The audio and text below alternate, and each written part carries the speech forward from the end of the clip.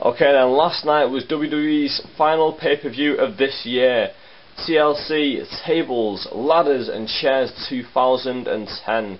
We started off the show with an Intercontinental title match. Dolph Ziggler defended the strap against Kofi Kingston and Jack Swagger in a ladder match. Now this was quite a good match, to be honest. Really good ending. Basically the match ended when Jack Swagger and Kofi Kingston both went up to the top. They both were fighting for the belt. They both took it down, but then they dropped it. Ziggler then went under the ladder, picked it up and then retained the title. Nice creative finish. Like, I've not really seen that before. Apparently I think something to do with Pete Williams in an X Division match happened that way, but apart from that I don't think anything like that happened before, not to my knowledge anyway. Highlight of the match for me was when all three men were down. Vicky Guerrero saw her chance. I'm going to go get the title for my man Ziggler. She climbs up the ladder, but then Kofi stops her. Kofi starts to tip her off the ladder, and she starts to scream and scream and scream. Fantastic. Like, she acts like really scared in this moment, and like it really showed the difference between like how they sell the men and the athletes, and how they sold this like poor woman manager who's not a wrestler. How she was terrified when she was up there, but the men are just like, just take it. You know what I mean? Yeah, fantastic little spot, but like I said, Ziggler got the winning, nice creative little finish, probably 2 3/4 stars, something like that. And Natalya and Beth Phoenix beat Cool in the tables match, again another good finish. This is probably the best tag team women's match I've seen all year in the WWE. Like I said in the video before this, probably the best tag team women's match I've seen all year was from the night before this, the ROH show, Final Battle 2010, where Serena Deeb, who was Serena from the Straight Edge Society, and Sarah Del Rey beat Awesome Kong and Daisy Hayes in the tag team match. But that doesn't take anything away from this. Like, this women's tag team match was fantastic, the best WWE's put on all year, but it's just not as good as what ROH puts on. Like, I'm trying not to like hype up ROH too much, because like I kind of prefer the match. I do definitely prefer the matches now, but I still prefer WWE in terms of storyline and content and everything. But yeah, I'm in the middle. I'm basically just trying to put across both sides of the story, basically. Next up, we had another tag team match. The WWE tag team titles were defended when Santino Marella and Vladimir Kozlov defended them against Heath Slater and Justin Gabriel of the Nexus, with Husky Harris and Michael McGillicuddy at ringside. Now, I've got a few gripes about this match, to be honest. One, it was poor in ring. Secondly, it didn't fit the pay-per-view, because the whole point of this pay-per-view was that the WWE wanted to show us a full card full of tables matches, ladders matches, chairs matches and TLC matches. And in this match they didn't put anything in there, just the tag team titles on the line. And then the finish was stupid, because McGillicuddy and Harris cheated and then Nexus got disqualified. To me that should never happen in a match, especially when you got two guys on the outside. One should run around one side of the ring, distract the referee, and the other one should cheat and get the win, or cheat and then mess it up. But still, they just showed them out to be really rookies and really idiots. That might have been the whole point of it, but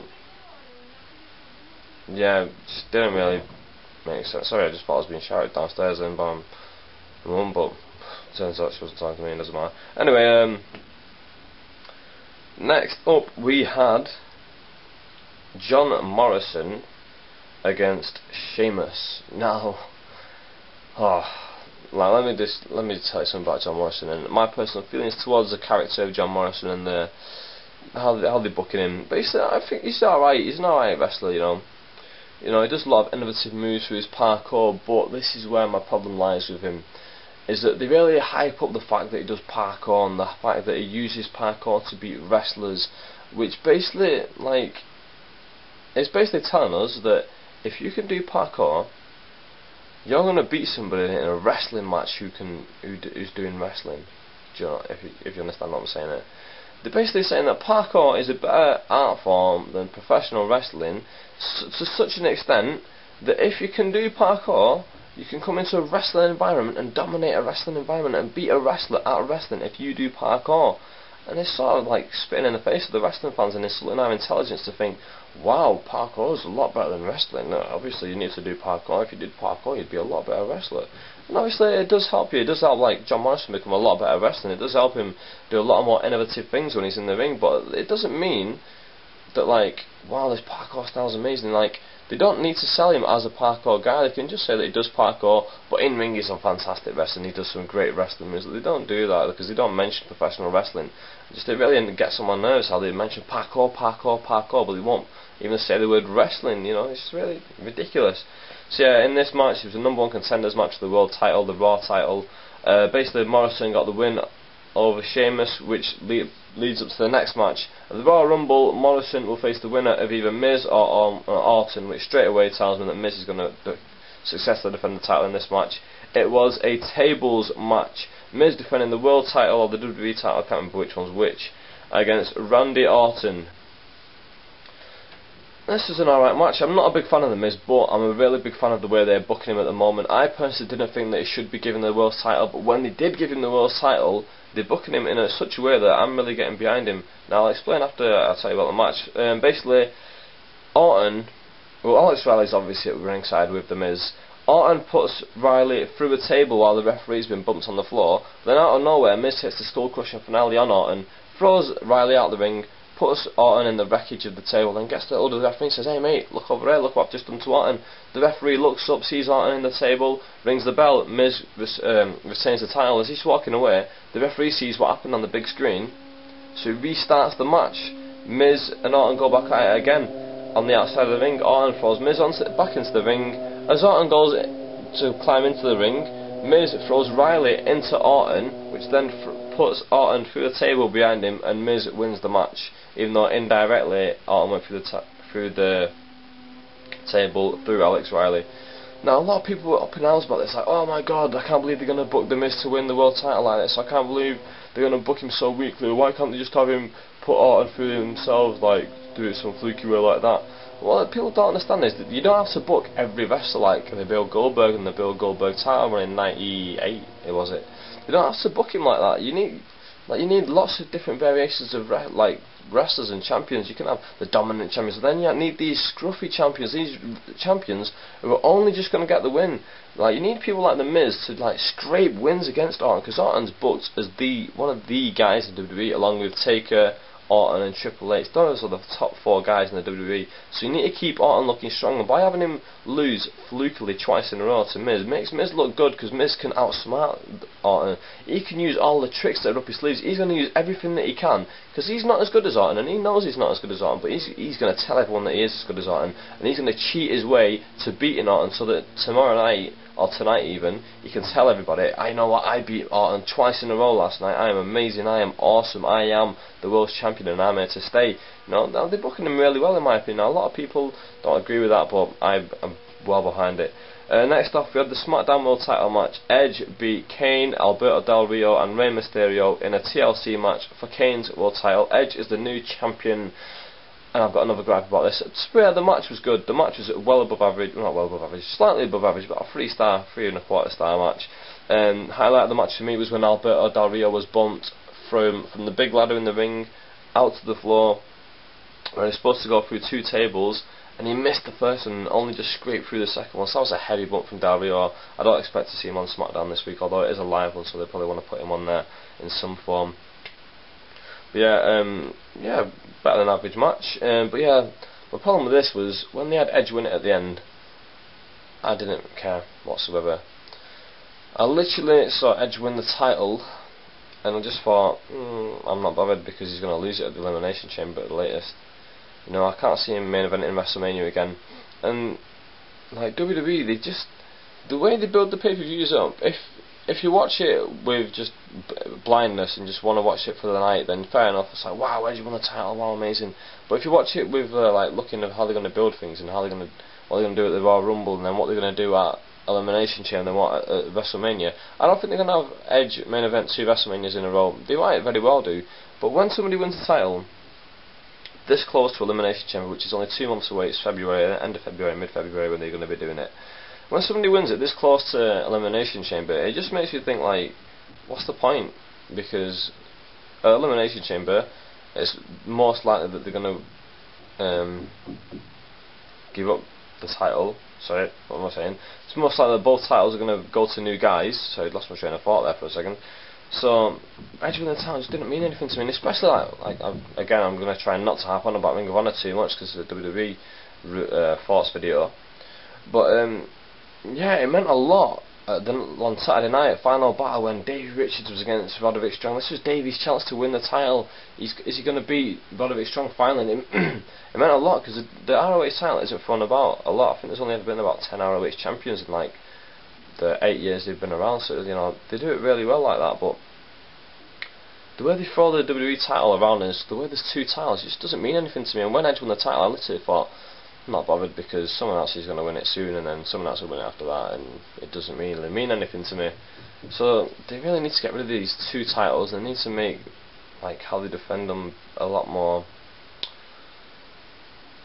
balanced, and have a dominant champion. And obviously the Miz is being shown as dominant champion because he's keeping on winning his matches and keeping hold of the title, even though he's just not dominating matches. He's keeping hold of that title, and it's his. But yeah, then we get to the main event, which wasn't a title match, which is really strange. But then when you realise that it's the blow off, it's Cena versus Barrett in a chairs match. A really good match, easily a 4-star match for me, in my opinion. Highlights of the match for me was the psychology they put into it, the way they'd both go for the chairs, and Cena would stop him from going for the chairs, and it sort of be like, right, Barrett wants to get the chair so he can win, but Cena wants it to be a fair fight, so he's just going to not let him get a chair, and he's going to go at him one-on-one.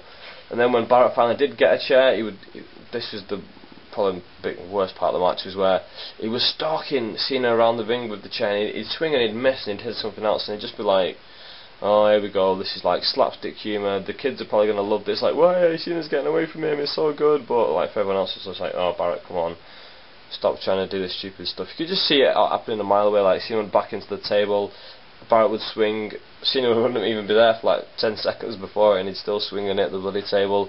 Then he'd go back into the ring post, and Barrett would hit that, and it really annoyed me how Barrett hit the ring post with a chair swing and didn't, like, the shock didn't make him drop the chair, because that used to be the one thing what they used to do, wouldn't it?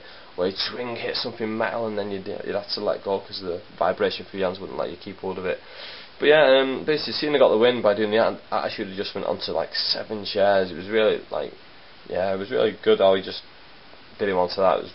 Looks really visually strong, where actually adjusted him onto the top of the chairs, and he just landed on him, a nice strong thud, and it didn't go through him. It doesn't look as good when you break through these weak chairs, but these chairs look strong, and like when he just chucked him on, and he just landed on top and then fell off, and Orton got the pin. Sorry, Cena got the pin. And then as Barrett's crawling to the back, Cena gets hold of a chair and motions to the crowd. He follows him, he nails him once, and then Barrett crawls away again. Cena says one more time, and he nails him again. And then all the fans are chanting, one more shot, one more shot. So Cena gets hold of this pallet, puts it on top of him, and this is a really good spot. There's like chairs hanging from the rafters, so he picks hold of one, tugs it, and all these 15 chairs fall onto Barrett, onto the pallet that's Barrett's under. Like, really good spot. Obviously it wouldn't hurt him because he was under the pallet, protected probably through the floods, but nice little spot. I've not really seen that before. And then Cole said something genius, he said, wow, what a symbolic gesture, and I just thought to myself, what? The Cena's just buried Orton, Cena's just buried Barrett, and then Cole goes, that John Cena has just buried Wade Barrett, when Wade Barrett tried to bury him, like, constantly. I was like, wow, as if he just said that he's buried Wade Barrett. I'd like to see Barrett back. I think he will be back. I don't think this is the end of the storyline. I think this is just the start. So yeah, a great little, really good match to end the pay-per-view. Overall, like, everything was above average, I'd say, apart from the Kozlov match and the Kozlov versus Nexus match. I wish I saw more of the Sheamus John Morrison match, but I was too busy playing Brick Breaker on my phone to be bothered about the match. Yeah, overall it was a good pay-per-view. If you didn't see it, I would recommend that you check out the Cena Barrett match, definitely. And probably the end of the Miz Orton match was well worth taking a look at. Now, one problem I do have with this pay-per-view, and I'll try and wrap it up quickly, is that they did a promo in the middle of the pay-per-view where, well, a segment, more should I say, where basically Dashing Cody Rhodes comes down, he cuts a promo on the local fans. Was it Houston, Texas? Like, Houston, we've got a problem, you're all fat, blah blah blah blah blah. Big Show comes out dressed as Santa Claus, throws a few Knucklehead DVDs out to the crowd, his latest film. They plugged that a little bit, and it just had me thinking, why are they plugging this in the middle of a pay-per-view? Why are we doing this? Pay-per-views are meant to be all action. We pay to watch matches, we pay to see a few little segments in the back, but we do not want to see segments like this in the middle of the ring. This is the stuff you should be doing on Raw or on SmackDown or on NXT and stuff like that. We don't want to see stuff like this on pay-per-view. So overall, yeah, a good show, but I would take out those promos. Well, in-ring promos like that, just little segment skits. Anyway, that's it for this video, I guess. Oh, let me give a shout out to Just the Old School. He's a really good video maker. If you like my videos and if you like this type of video style, I suggest you check out his. He does a lot of like new stuff, but he does a lot of old stuff. Everyone who likes my book reviews that I did a while back, he's still doing book reviews of newer books, like the ones that I've not read yet, so they're really interesting. Yeah, check out his videos. He does, like I said, stuff about old school wrestling as well, which is really interesting. But yeah, really original stuff that he's coming up with, so yeah, I highly suggest you check him out. I'll put a link to him in the description box. Please check one of his videos out, and if you like him, subscribe to him. Comment on his stuff, like I'd ask you to comment on my stuff, subscribe and rate, all that stuff. And yeah, as you can see, I'm wearing a Christmas hat because it's the holiday season. What are you looking forward to in this holiday season? Are you like me, just looking forward to having a bit of a time to yourself? Have you just been working and you're just looking forward to not having to go to work, have some time with your family? Maybe you've got kids, maybe you're looking forward to spending time with your brothers, sisters, whatever. That's what I look forward to during the Christmas holidays, because one of my oldest brother, he lives and works in Japan where he teaches English over there.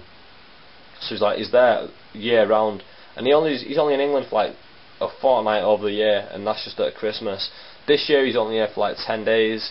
So yeah, I'm really looking forward to seeing him.